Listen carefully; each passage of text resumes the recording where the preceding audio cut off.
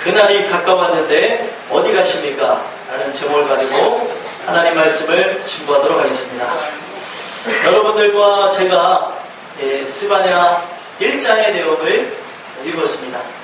이 1장의 내용을 통하여서 우리가 알 수 있는 건 무엇이냐면, 하나님께서는 요시야 왕 때 살았던 백성들에게 너희들이 사는 이 땅이 멸망하게 될 것이다. 너희들이 살아가는 이 남유다가 멸망할 것인데, 그 멸망하는 이유는 너희들의 죄악 때문이고, 그 멸망하게 되는 그 모든 심판의 그 참상은 여호와의 크고 두려운 날에 오용이 될 것이다.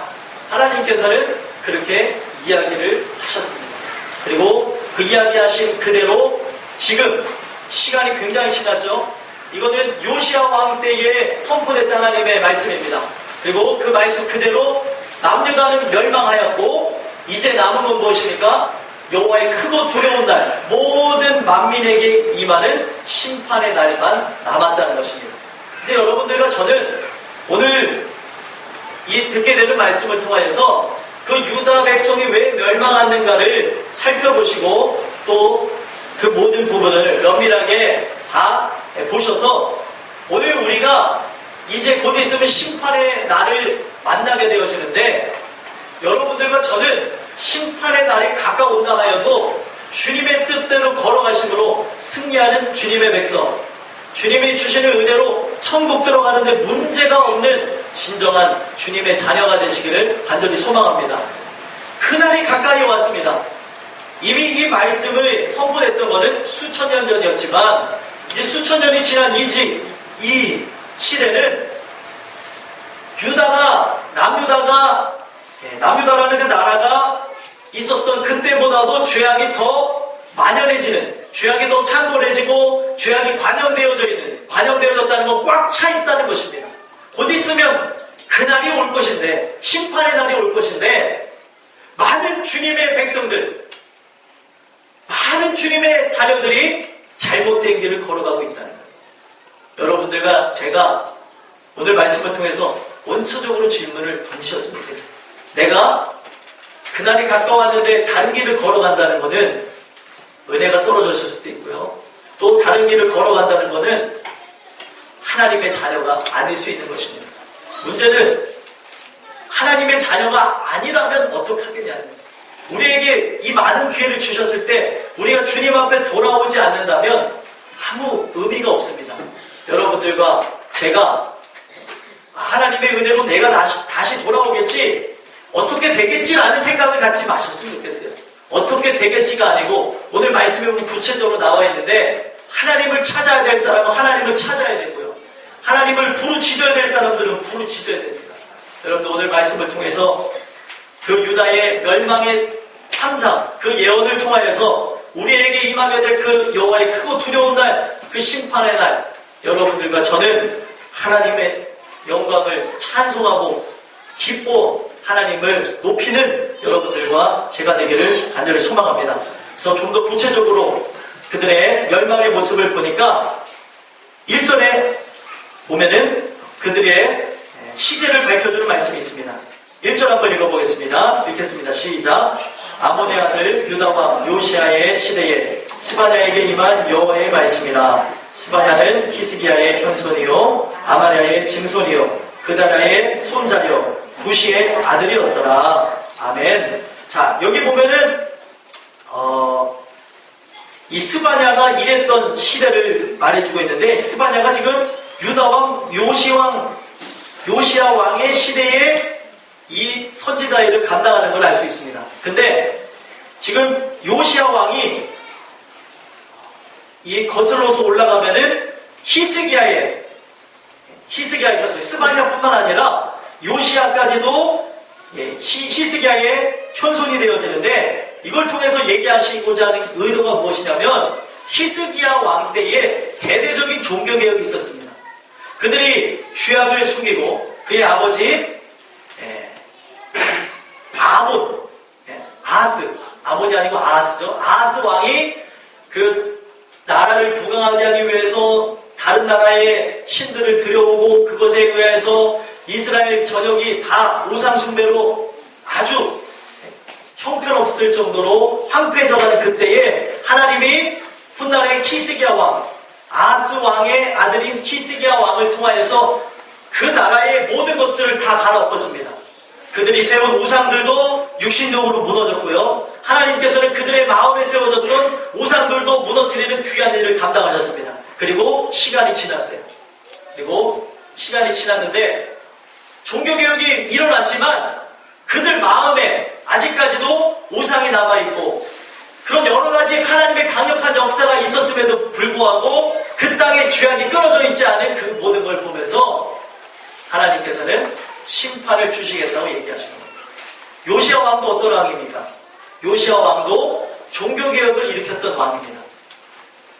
그의 아버지 아몬 왕이 그렇게 패역하게 살고 그리고 죄악으로 얼룩져서 살았지만 그 아버지를 따라간 것이 아니라 하나님을 따라서 그 나라의 모든 죄악들을 다 무너뜨리고 바알의 우상들을 부서뜨리고 했었지만 그 인간 깊숙이 숨어져 있는 그 죄악들, 인간 깊숙이 숨어져 있는 그 우상의 모습들을 다 무너뜨리지 못했습니다. 그것에 대한 결과는 심판이라. 지금 요시야 왕이 사역하는 그 시대, 요시야 왕이 다스리는 그 시대에 하나님은 종교개혁을 했음에도 불구하고 무너지지 않는 그들의 모습, 하나님의 말씀이 선포되는데도 불구하고 그 죄악대로 살아가는 그 사람들을 보면서 유다의 심판을 결정하시고 그리고 온 인류에게 일어날 심판의 모습이 유다에 일어날 심판의 모습과 동일하다는 것을 설명해 줬다는 겁니다. 그래서 여러분들과 저는 오늘 이 말씀을 통해서 봐야 되는 건 무엇이냐? 남유다가 하나님의 말씀하신 대로 무너졌습니다. 여러분 성경에 나와져 있는 말씀을 토대로 보셔야 되는 게 무엇이냐면 성경에 있는 모든 말씀이 다 이루어졌습니까? 안 이루어졌습니까? 다 이루어졌습니다. 한 가지만 남아두고 있어요. 한 가지. 무엇이죠? 우리 주님이 곧 오신다는 것. 우리 주님이 곧 오셔서 이 세상에 종말이 온다는 것, 그 하나만 남겨놓고 모든 것이 다 이루어졌다고 봐도 과언이 아니라는 거예요. 뭐 계시록에 나와 있는 그런 일들이 예전에도 있었고 오늘날도 있을 것이고 그 심판의 날의 그 참상 자체가 계시록에 나와 있는 그대로 우리 살아가는 그 나날에 엄청나게 일어날 것이지만 그것이 중요한 것이 아니라 가장 중요한 예언인 우리 주님이 곧 오신다. 이 예언만 남겨놓고 모든 것이 다 남아있다고 본다면 결국에는 무엇입니까? 심판의 날도 곧 올 것이라는 것을 성경을 통해서 증언해주고 있다. 여러분들과 저는 오늘 이 말씀을 통해서 하나님이 유다를 희생을 시킵니다. 유다의 죄악을 통하여서 그들을 심판하시는 그 모습을 통해서 오늘 하루를 살아가는 여러분들과 저에게 그 여호와의 크고 두려운 날, 그날이 올 것인데 너희는 어디로 가느냐 질문을 던지실 이때에 여러분들과 저는 오늘도 주님과 함께 십자가의 길을 걷습니다. 이렇게 고백할 수 있는 여러분들과 제가 되길 간절히 소망합니다. 그래서 2절과 3절을 보면 여호와의 날에 임할 전 우주적인 심판을 선언하시는데 2절, 3절에 나와져 있는 이 내용, 내가 땅 위에서 모든 걸 진멸하고 사람과 짐승을 진멸하고 공중의 새, 바다의 고기, 거치는 것과 악인들을 진멸하고 땅 위에 있는 모든 걸 멸절하리라. 이 내용이 어디에 나왔었냐? 창세기 6장에 나왔던 말씀입니다. 창세기 6장. 좀 여러 가지의 속에 있는 것들은 좀 바뀌어졌지만 하나님이 세상을 멸절하시겠다는 그 모습은 동일합니다. 하나님이 그때 노아의 홍수를 통하여서 전 인류를 다 멸절하실 때 그 이유가 무엇입니까? 죄악이 관영했기 때문에, 죄악이 점점 눈덩이처럼 불어났기 때문에 그 노아의 홍수로 인하여서 사람들이 심판을 받은 겁니다. 그리고 나서 노아의 가족들을 중심으로 해서 그들이 살아남았죠.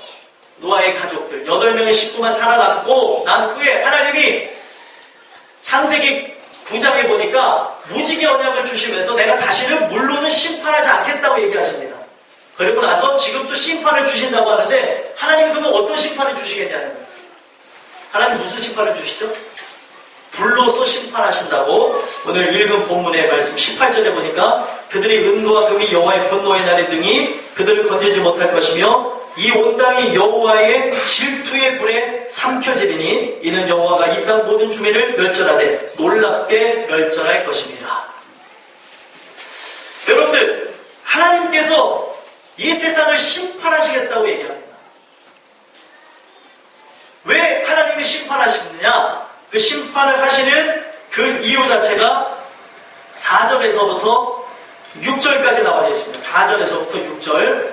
왜 하나님이 이 인류를 심판하시겠다고, 이제는 물로서는 심판하지만 불로서 심판을 하시겠다는 그 이유 자체는 다른 것이 아니라 4절부터 6절까지의 말씀을 토대로 보니까 4절 한번 읽어보겠습니다. 읽겠습니다. 시작.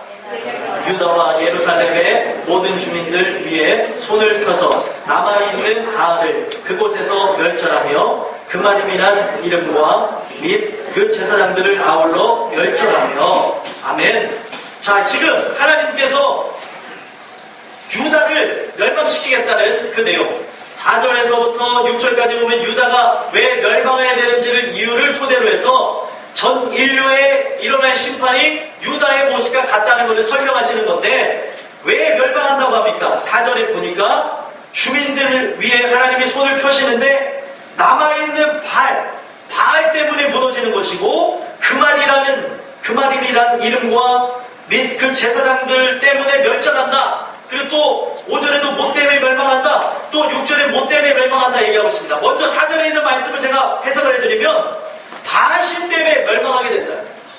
그렇게 종교개혁을 통해서 끊어버리려고 했던 그 바알 신이 아직도 그들의 심령 가운데에, 그들의 이 마음 가운데 남아있는 걸 보시면서 하나님이 유다를 치시겠다는 거예요. 겉으로 보여지는 우상의 제단은 다 무너뜨렸습니다. 요시야가 다 박살내버렸어요. 히스기야 때도 무너뜨렸지만 다시 므낫세가, 그의 아들 므낫세가 다 세웠었지만 므낫세가 하나님 주시는 은혜로 어떤 일을 경험했냐? 바벨론의 지하 감옥에 잡혀갔다가 자기가 죄악대로 살아가고 하나님의 뜻을 거역해서 이런 일을 경험했다는 걸 알고 다시 하나님이 주신 은혜로 감옥에서 풀려나서 남유다 땅에 돌아오게 되어지니까 대대적인 종교개혁을 통해서 다 무너뜨렸습니다. 그리고 아몬에 이르기까지 갔는데, 그의 아들도 아몬에 갔는데 그 아버지와 달리 또 죄악을 범합니다. 그리고 또 그 다음에 누구예요? 히스기야까지 딱 오게 되는, 요시야까지 오게 되는데, 이 요시야도 그 아버지를 따라서 나간 것이 아니라 하나님의 말씀을 깨닫고 자기의 옷을 찢고 회개를 하면서 대대적인 종교개혁을 감행했습니다. 근데 문제는 무엇이냐? 눈에 보여지는 우상들을 다 때려 부셨어요. 우상들의 신전도 다 무너뜨렸습니다. 모든 걸 다 갈아엎은다고 대대적인 종교개혁을 일으켰지만 그 마음속 깊은 곳에 스며져 있는 우상까지는 다 갈아엎지 못했다. 눈에 보이지는 우상 숭배자들을 죽였습니다.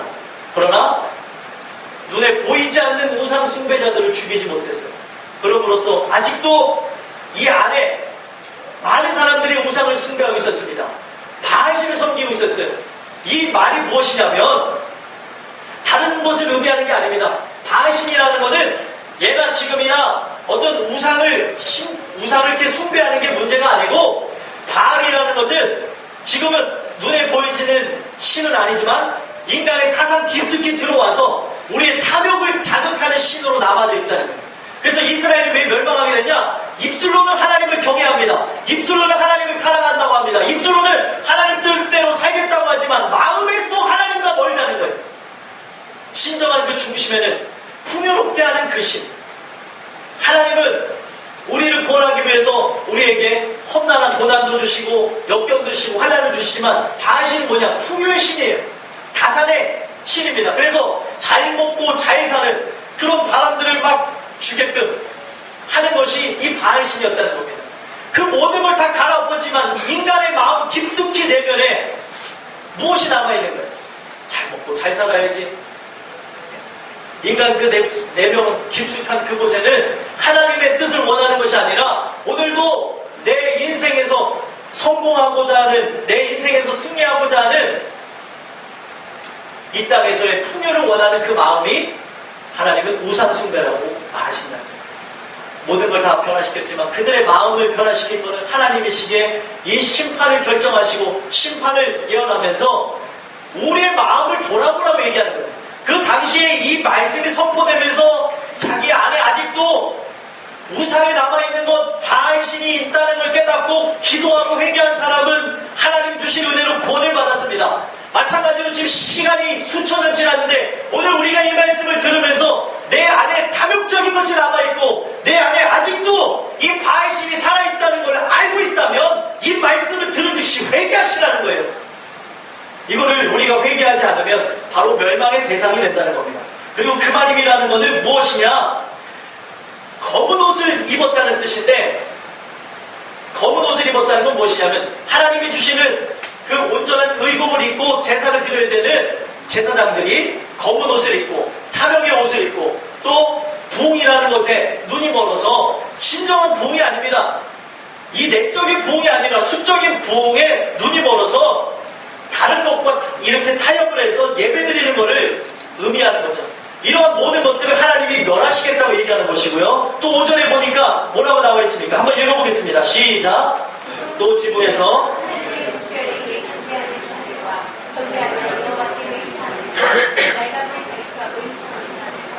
아멘. 자, 하늘의 목별에게 경배하고 또 여호와께 경배하면서 여호와께 맹세는 하나, 말감을 가리켜 맹세하는 자들, 이것이 결국에 유다가 멸망하는 이유였는데 오늘날 이러한 역사가 있습니까? 없습니까? 있습니까? 없습니까? 있습니다. 하늘의 목별에게 경배한다는 이 내용은 개역 한글 성경에는 1월 성신이라고 나와 있어요. 오늘날 저 해에게 빌고 달에게 비는 일이 지금은 이제 문명이 발달하면서 없어졌습니다. 그러나 이것도 변형되어져서 사람들이 동일하게 오늘 이 시간에도 하늘의 목별에게 경배하는 일들이 일어나고 있다는 거예요. 자, 이게 무엇을 의미하는 거냐? 자, 성경에 보니까 계명성이라고 불리는 사람이 있어요. 계명성이라고 불리는 게 누구냐? 사단을 뜻합니다. 이사야서에 나오는데 하늘에 높이 떠있는 그 계명성이 땅에 떨어졌다는 말이 나와요. 그 계명성의 그 원어의 의미가 루시퍼인데 그 루시퍼가 그 사단이 저 하늘에서의 전쟁에서 있다가 땅에 떨어졌습니다. 그 이유가 무엇이었습니까? 그 이유가 무엇이었어요? 저 하늘의 주관자이신 그 하나님을 대적하고 하나님의 영광을 가로치고자 하는 그것이 목적이었다는 겁니다. 그 목적을 갖고 하나님과 전쟁을 하다가 그 하나님과의 전쟁에서 패해서 이 땅에 떨어졌습니다. 그래서 하나님이 뭐라고 얘기하십니까? 그 사단이 결국에 이 심판의 날에 심판을 받게 될 것이라, 이 심판의 날에 그 사단이 이 지옥불에 떨어질 것이라고 얘기를 하면서 그 사단은 분명 저 하늘에서 땅에 떨어졌습니다. 땅이 어디죠? 우리가 살아가는 이 시대 아닙니까? 우리가 살아가는 이 세상에 떨어지면서 어떤 일들이 일어났냐? 그 사단이 오늘도 사람들의 마음을 요동치면서 저 하늘의 별을 바라보는 것처럼, 하늘의 여러 가지 천기를 바라보는 것처럼 다른 모양으로서 자기가 높아지고자 하는 모습으로 남아져 있다는 거예요. 사단이 스스로 높아지다가 멸망했던 것처럼 오늘날 많은 사람들에게 바뀌어진 모습으로 이 악한 사단 마귀가 역사하는데 어떻게 역사하냐? 이 세상에서 성공해보자, 잘 먹고 잘 살아보자, 오늘날 잘 입어보자, 잘 마셔보자, 이러한 취지로서 악한 사단 마귀가 사람들의 마음을 요동쳐서 저 하늘에 떠있는 별들, 높아진 사람들, 그리고 오늘날 성공을 가도를 다니는 사람들을 바라보게끔 만들어버렸다는 거예요. 오늘날 여러분들이 바라봐야 되는 것은 저 스타를 바라볼 것이 아닙니다. 높아진 사람들을 보는 것이 아닙니다. 성공한 사람들을 바라보는 것이 아닙니다. 여러분들이 바라보는 건 오직 주 예수님이라는 걸 믿으셨으면 좋겠습니다. 마귀가 하는 건 그런 거라는 거예요. 근데 이런 것이 교회 안으로도 흘러 들어와서 이 하나님을 바라봐야 되고, 그리고 예수님을 바라봐야 되고, 성령님의 인도함을 받아야 될 주님의 백성들이 세상 사람들과 같이 성공이라는 그 이름이 교회 안에 흘러 들어오면서 11조를 많이 하면 복 받는다, 뭘 하면 복 받는다, 복이라는 인간이 좋아하는 다른 이름으로, 성경에서 말한 복은 그것이 아닌데 바뀌어진 복으로 사람들에게 이것을 이야기함으로써 사람들이 지금 멸망으로 나가고 있다는 거예요. 하늘의 목별에게 경배를 하고 있습니다. 떨어진 계명서, 떨어진 이미 없어질 그런 지옥의 권세인데 사람들이 그것을 사랑하면서 이 땅에서의 삶을 더욱 원하고 있다는 것입니다. 신령한 것을 바라시며 저 하늘의 놀라운 것을 소망하시면서 하늘의 보고에다가 그 보고에다가 여러분들 보물을 쌓으시고 내가 살아가야 될 집을 저 천국에서 장만하고 계십니까? 아니면 이 땅에서의 삶을 더욱더 잘 먹고 잘 살아야지 하는 그런 웰빙 열풍에 맞춰서 여러분들도 살아가고 계십니까? 웰빙이 나쁜 의미는 아니지만 그 웰빙이라는 그 단어 하나 자체만으로도 인간이 잘 먹고 잘 살자, 이 땅에서 높아지자라는 그 취지가 그 안에 스며들어 있음을 알 수 있습니다. 여러분들에게 육신적인 웰빙을 하지 말라는 것이 아닙니다. 문제는 무엇이냐면 믿는 사람들이 진정한 영혼의 웰빙이 없다는 거예요. 이 세상 사람들이야 육신적인 웰빙을 외칠 수 있습니다. 우리가 잘 먹고 잘 살자, 건강하게 살자, 장수하자, 오래 살자 얘기할 수 있습니다. 물론 여러분도 얘기할 수 있지만 얘기할 수 있습니다. 하지만 더 문제는 무엇이냐? 내 영혼의 웰빙, 내가 내 영혼이 잘 먹고 잘 마시고 잘 입는지를 관심이 없다는 거예요. 진정한 성공이 무엇이냐? 내 영혼이 잘 돼야 되는 것인데 내 영혼이 잘 되면 같이 범사에 영혼이 먼저 잘 되셔야죠. 그 다음에 봉사가 잘 돼야 되는데 내 영이 어떤지는 관심이 없는 채 저 잘못된 마귀가 가졌던 그 생각을 가지고 이 세상의 성공적인 그런 생각들, 여러분들이 이 세상에서 그냥 성공을 하지 말고 망하라는 의미가 아닙니다. 이걸 오해하지 마세요. 오늘 이 부분에서 진정한 내가 이 세상을 원하는 사람인가 저 하늘을 원하는 사람입니다. 여러분들의 삶이 사람들이 봤을 때 성공적인 인생이어도 좋습니다. 그러나 제일 중요한 건 내가 이 땅에 소망을 두고 있다면 이건 다 가짜라는 거예요. 잘 사셔도 됩니다. 근데 잘 사는 게 목적이 아닙니다. 잘 살 때에 내가 오늘 살게 하시는 일을 알고 지금 내 삶의 모든 목적이 내가 바라는 것이 이 땅에서의 삶이라면 문제가 있는 거라는 거예요. 여러분들과 저는 오늘도 하늘의 목별에게 경배하는지 높아지기를 소망하면서 또 저 하늘의 전쟁을 일으켰던 사단을 추종하는 모습이 내 안에 남아있지 않은지를 봤으면 좋겠습니다. 성경은 분명히 얘기하고 있습니다. 우리 안에 육신의 정욕, 안목의 정욕, 이생의 자랑이 다 세상에 있는 것이래. 세상에 있다는 건 무엇입니까? 이 세상을 지배하는 악한 사단 마귀에 의해서 생겨나는 것들이에요. 근데 여러분들과 저는 이 생겨나는 그것으로 인하여서 이 마귀와 같이 세상 것을 사랑하고 세상 것을 위해서 살아가는 여러분들이 되기보다 하나님의 영광을 위해 살아가는 저와 여러분들이 될 시간을 소망합니다. 성경은 분명히 얘기하고 있습니다. 두 마음을 품을 수 없대요. 두 마음을 품은 자들아 얘기하고 있어요. 근데 오늘날 많은 그리스도인들이 두 마음을 품고 있어요. 하나는 하나님, 하나는 세상. 이 두 가지를 다 가질 수가 없습니다. 오직 하나님의 뜻대로 나갈 때에 여러분들이 승리한다는 걸 믿으셨으면 좋겠고요. 또 문제는 무엇입니까? 경배하며 여호와께 맹세하면서 말감을 가리켜 맹세하는 자들과 예배를 드리는 사람들을 얘기하는 거죠. 하나님 앞에도 예배를 드립니다. 제가 말씀드린 대로 두 마음을 품은 사람들을 의미하는 거죠. 하나님 앞에 예배를 드리고 맹세를 합니다. 하나님 앞에 경배를 올려드립니다. 근데 문제는 무엇이에요? 말감을 가리켜 동일한 맹세를 올린다는 거예요. 말감은 무엇이냐? 성경의 밀고 그리고 성경의 몰렉이라고 하는 저 암몬 족속의 신을 의미합니다. 이 암몬 족속의 그 신을 섬기는 그 모습을 통해서 특이한 현상은 무엇이냐면 암몬 족속의 그 신을 섬기는 사람들이 자기가 더 부유하고 살기 위해서 자신의 아이를 바칩니다. 이 말감을 가리켜 맹세한다는 것은 세상적인 그 어떤 것을 다 얻기 위해서, 성공하기 위해서 수단과 방법을 가리지 않고 내가 가장 소중히 여기는 것까지 드리는 자들을 의미합니다. 어린아이를 바치는 것. 말이 됩니까? 자기의 육신의 성공을 위해서 자신의 자녀까지 죽이는 것. 오늘 잘못된 신앙이 갖게 되는 그런 모습들을 의미하는 것. 하기도 하는 사실입니다. 여러분들, 이건 무엇이냐? 세상의 신을, 하나님과 세상 신을 동일하게 섬기는 자들을 의미하는 거죠. 오직 하나님만 섬겨야 되는 여러분들과 제가 되는 것을 오늘 말씀을 통해서 다시 확인하시길 하길 소망합니다. 또 6절에 보면은 여호와를 배반하고 라고 있어요. 하나님 의대로 나아가다 배반하는 사람들, 세상을 사랑해서 아예 세상에 나가는 사람들, 아직 두 마음을 품은 사람들은 희망이 있습니다. 오늘 회개하고 한 마음을 청산하시길 간절히 소망합니다.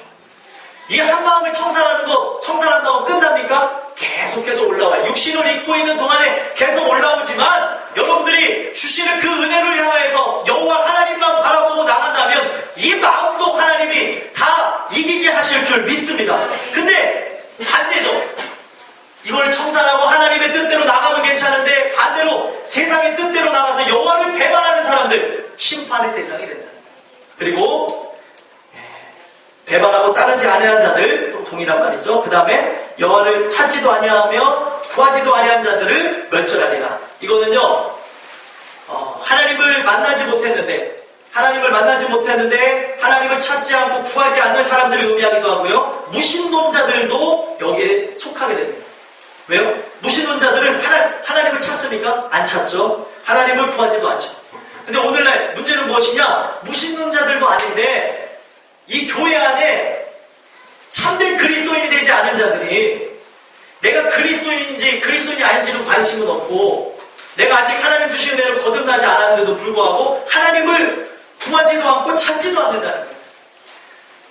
하나님을 찾은 사람, 하나님을 구함으로 변화받은 사람은 무엇이냐? 생각 자체가 바뀌어집니다. 마음이 바뀌어져요. 그래서 거듭났다는 건 무엇이냐? 지정의가 바뀌어진 겁니다. 지정의라는 건 무엇이냐면 이 생각이 바뀌고요. 마음이 바뀌어지고 뜻이 바뀌어졌다는 게 의미가 되어집니다.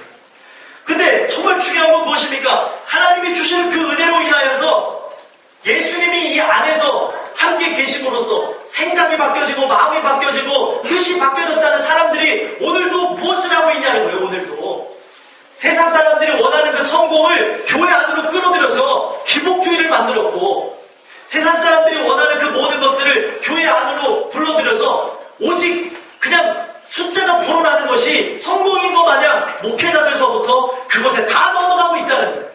물론 숫자가 늘어나고 이 내적인 부흥도 있는 교회가 있습니다. 문제는 무엇이냐면 대부분의 사람들이 지금 이 세상적인 그 성공이 교회 안으로 들어와서 교회를 망치고 있다는 거예요. 전도가 무엇입니까? 과거의 전도는 그리스도의 도를 액면 그대로 증거하는 게 전도였습니다. 그러나 오늘의 전도는 바뀌어졌습니다. 오늘의 전도는 사람을 끌어모으는 목적으로 나와 있습니다. 그리스도인을 양성하기 위한 전도와 사람을 끌어모으기 위한 전도는 결국에 열매 자체로서도 다르게 되어집니다.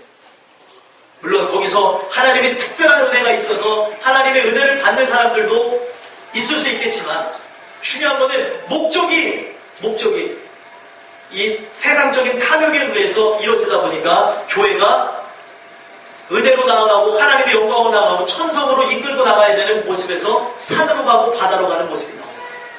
여러분들과 저는 오늘 이 말씀을 통해서 봐야 되는 건 무엇이냐? 이 남유다가 멸망하게 된 이유가 바로 이런 모습이었다는 겁니다. 근데 문제는 무엇입니까? 남유다에 있었던 이 죄악의 참상 자체가 오늘날은 더 심해졌다는 거예요. 더 심해졌습니다. 더 심해져서 오늘날 목회자들이 동성애를 인정하는 시대가 되어졌습니다. 말이 됩니까? 말이 되지 않아요. 어떻게 하나님 말씀보다 내가 생각하는 내 생각이 앞설 수 있냐는 거예요. 그들은 뭐냐는 거예요. 그 버림받은 존재냐? 막 이런 생각 저런 생각하다가 하나님의 말씀과 무관하게 또 자기의 긍휼을 갖고 하나님이 준 긍휼과 인간의 긍휼은 틀려요. 인간의 긍휼을 갖고 하나님이 생각하지 않는 영역까지 넘보고 생각하다가 결국에는 넘지 말아야 될 선까지 금단의 열매까지 막 먹고 넘어가면서 어떻게 합니까? 그들도 우리 형제라 하면서 새로운 족속으로 인정하자 막 이런 일들이 일어나고 있다는 거예요. 말도 안 되는 일이에요.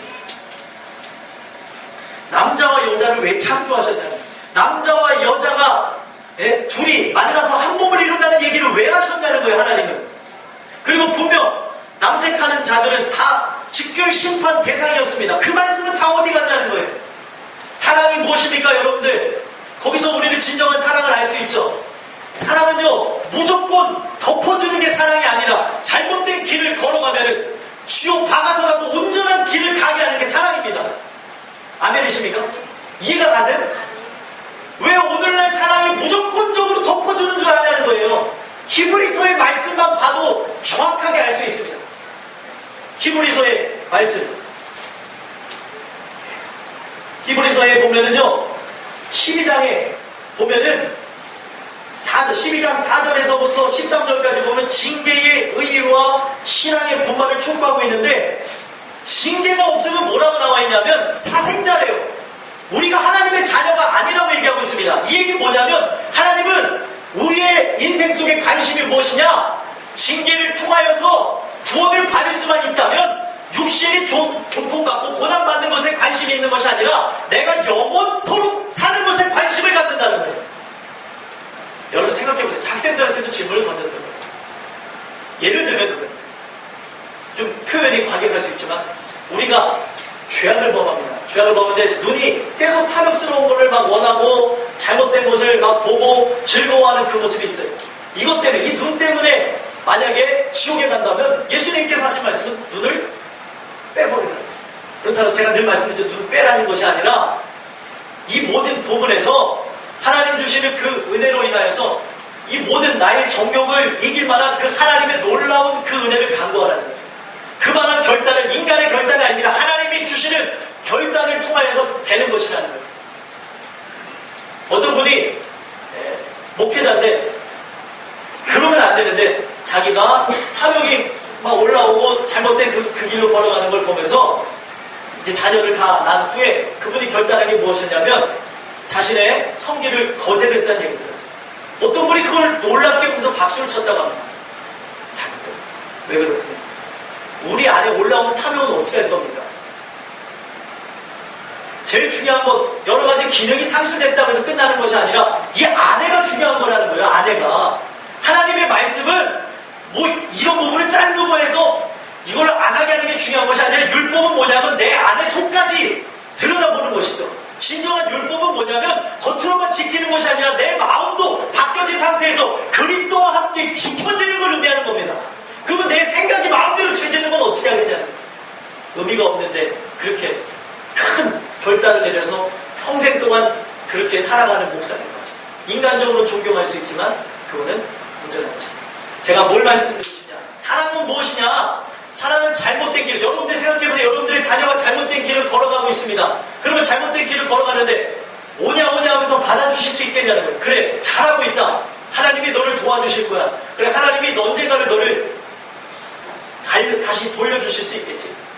그렇게도 생각할 수 있지만 당장 지금 이 부분을 지적해서 고칠 수 있다면 이거를 지적하고 또 안아주고 보듬어줘서 고칠 수 있다는 거예요. 이것이 과거에 되어졌으면은 이 아이가 소도둑으로 가는 일은 없을 수 있는데 바늘 도둑일 때에 그래 잘했어 그럴 수도 있지라고 그냥 넘어간 것이 소도둑이 될 수 있다. 무엇을 말씀드리는 거냐? 진정한 사랑은 하나님 말씀 그대로 선포하는 겁니다. 말씀 그대로 선포하고 잘못된 길을 걸어가고 있다면 잘못된 길을 걸어가는 것에 대한 결과를 얘기해주고 오늘 다시 한번 하나님도 징계하시는데 왜 여러분들이 자녀를 사랑하면서 내 이웃이 잘못된 길을 걸어가고 있는데 그냥 방관하시냐는 거예요. 성경에는 그 방관하는 죄도 있습니다. 잘못된 길을 걸어가고 있다면 진정 우리가 덮어주는 게 죄, 덮어주는 게 사랑이 아니에요. 이것이 왜 그러한가를 이해하고 설명시켜주고 온전히 설 수 있도록 만들어주는 게 사랑이라는 것입니다. 이것이 잘못된 결과가 무엇입니까? 오늘날 여러 가지 모습 속에 나오는데 노숙자 사역에서 진정한 프로그램을 갖지 아니하고 이 사랑이 그들을 그냥 무작정 퍼주는 곳으로 가게 되어지면 어떤 현상이 있어요? 저기에 노숙자 사역을 굉장히 잘하는 교회가 있습니다. 아시는지도 모르겠어요. 인천에서뿐만 아니라 모든 사람들이 존경하는 어떠한 교회가 있습니다. 노숙자 사역을 하는데 그 노숙자들한테 밥을 줬는데 이 반찬이 안 좋다고 반찬을 더 엎는 사람이 있고 그들에게 이제 힘들고 어려우니까 선물을 줬는데 선물이 이게 뭐냐면서 치고 넘긴 사람들이 있다는 거예요. 무엇을 의미하겠습니까? 계속 그들에게 이것이 증거되어지고 그들의 어떤 제일 중요한 것 일어설 수 있도록 도와주지 아니하고 계속 덮어주고 했던 그 자선은 그들을 더 망치게 하고 괴물로 만들어버렸다는 거예요. 오늘날 무엇이 옳은 것인가를 보시잖아요. 오늘날 사람들이 지금 이런 모습으로 나가고 있습니다. 사랑은 무조건적으로 덮는 게 아닙니다.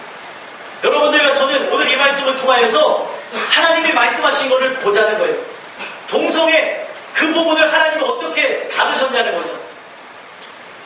오늘날 대한민국의 어떠한 교수님이 놀라운 연구 결과를 발표했습니다. 동성애는 선천적인 것이 아니라 후천적이라는 것을 발표하셨어요. 이제 책으로도 곧 있으면 나오고요. 이것이 2000년대에 들어와서 다 바뀌어졌다고 합니다. 논문이 다 뒤집어졌대요. 80년대에는 동성애는 선천적이다라는 얘기가 주류였다면 다시 연구의 결과로 뒤집어진 건 무엇이냐? 동성애는 후천적이라는 겁니다. 그건 잘못된 거를 이들이 잘못된 거라고 사회적으로 얘기하고 치료받을 수 있도록 도와야 되는데 이것이 잘못된 것이 아니라고 인정하니까 이들은 다시 돌아올 수 있는 기회를 놓쳐버렸다는 거예요. 근데 이러한 움직임이 어디 일어나고 있습니까? 대한민국에 일어나고 있다는 사실이에요. 말세의 지말이 되어졌다는 사실이고 문제는 무엇이냐? 기독교인들, 목사까지도 거기에 다 넘어가고 있으며 또 문제는 무엇입니까? 성도들에게 그런 현상들이 자연적으로 다 그냥 구렁이 탐 넘어가듯이 넘어가고 있고 또 문제는 더 무엇입니까? 오늘날 이 상황, 이 태어나는 아이들이 매스컴에 의해서 막 이 모든 것들을 다 보고 자라나다 보니까 동성애는 이상한 것이 아니다라는 것을 아이들이 그 어떤 시험을 봤는데 그런 것에다가 동성애는 이상하지 않았다는 그 얘기, 이상하지 않고 이해할 수 있다고 얘기를 한대잖아요. 초등학생서부터. 이 시대가 지금 어떻게 되겠냐면 만약에 이것이 합법화되어지면 여러분들의 자녀들뿐만 아니라 지금 여기 학생들이 이제 자라나서 그 자녀가 이제 자라났던 시대를 보면은 이제 여기에 아이들이 자녀를 낳게 되잖아요. 그 아이들은 동성애는 당연한 거라고 생각해요. 무슨 말인지 이해가 되십니까? 죄라는 게 그렇게 무섭다는 겁니다. 지금 유다 땅이 지금 이러한 모습으로 해서 하나님이 심판이 일어날 거라고 얘기했는데 이들이 심판되어지는 건 유도 아닙니다. 지금 우리의 사랑하는 이 시대는 정말 더 죄악이 끝자락을 찍어서 곧 있으면 여호와의 크고 두려운 날이 임하는 시대가 되어졌다는 거예요. 근데 오늘날 우리는 어디를 향해 가고 있냐는 거예요. 믿는 자라고 말만 할 뿐 지금 이것이 무엇인지 알지도 모른 채 분별이 뭔지도 모른 채 우리가 사람을 망치기도 하고 내 인생을 망치기도 하고 내 자녀를 망치기도 하고 내 남편, 내 아내, 내 주변 인물을 망치기도 하는 여러분들 오늘 말씀을 통해서 다시 한번 보셔야 될 게 무엇이냐면 이 시대의 마지막 찬사입니다. 예전보다도 더 심해졌습니다. 곧 있으면 그날이 옵니다. 그날이 오는데 여러분들은 어디를 향해 가시냐? 어디를 향해서? 내가 갖는 그 생각이 왜 마지막 시대에 예수님께서 바울을 통하여서 로마서 12장에 2절에 나와 있는 말씀을 왜 주셨는가를 생각해야지. 이 세대를 본받지 말라. 이 세대는요, 인간이 높아지는 시대. 인간, 하나님 중심이 아니고 인간 중심. 인본주의가 다른 것이 아닙니다. 인본주의가 인간을 의롭게 하고 높이 했다는 그 차원에서 보십시오. 지금 이 동성애가 왜 합법화되는지를 보자는 거예요. 인간의 존엄성을 높이고 인간이 어떻게 보면 아름다운 존재라는 그 보기에는 좋은 면목하에 시작을 하고 있지만 지금 그것에 대한 결과는 하나님의 말씀에 대한 대적이요 새로운 신의들을 만들고 있다는 거예요. 이제 좀 지나보십시오. 30년 뒤에 이것이 그냥 이 세상에 흘러가는 물결대로 나간다면 남자, 여자 또 동성애족이 생겨나게 될 거라는 거예요. 그리고 이것이 막 만연한 시대에서 만약에 저처럼 설교하잖아요. 붙잡혀 가서 감옥에 살아야 되지. 그럼 저는 막 생각했어요. 지금 영국에서 어떤 분이 동성애에 대해서 막 설교하고 또 미국에서 어떤 분이 동성애에 대해서 설교하다가 잡혀가게 되는 그런 위치에 돌렸다는 기사를 봤는데 그럴 때 나는 어떻게 해야 되는가? 여러분 어떻게 해야 되죠? 어떻게 해야 돼요? 감옥 가야죠. 감옥. 그러면 다른 분들도 또 저 말고 전도 박정사님 또 또 설교하시고 또 박정사님 또 감옥 들어가면 또 권사님들이 설교하시고 또 집사님들이 설교하시고 다 감옥 가는 한이 있더라도 절대 타협이 없는 여러분들과 제가 됐습니다. 왜요? 하나님 말씀이 최우선시 아닙니다. 인간이 어떻게 하나님을 앞설 수 있습니다. 지금 이것이 문제라는 거예요. 이것이 아무것도 아닌 것 같지만 이것으로 인해서 지금 우리는 멸망의 때를 부르고 있어요. 이 심판의 날이 가까이 온다. 여러분들 제가 말씀을 다 전하지 못했지만 오늘 주시는 이 말씀을 통해서 우리 자신이 어디를 향해 가고 있는지 봤습니다. 주님은 오늘 우리를 사랑하셔서 오늘 이 시간에도 여러분들을 위해서 십자가에 달려 죽으셨음을 우리 인생들에게 다시 한번 말씀하고 계시는데 나는 어디를 향해 가고 세상의 성공을 위해서 그 성공에 알맹이가 빠져버리면 의미가 없다는 거예요. 예수 그리스도 하나님의 영광 없으면 다 가죠. 여러분들과 제가 이 나눈 말씀을 잘 새겨보시고, 제가 이 드린 말씀이 마치 여러분들에게 찬물을 껴진 것처럼 아주 침울하게 만들고 침숙하게 만들었지만 한 번쯤은 다시 한번 돌아봐야 될 말씀입니다.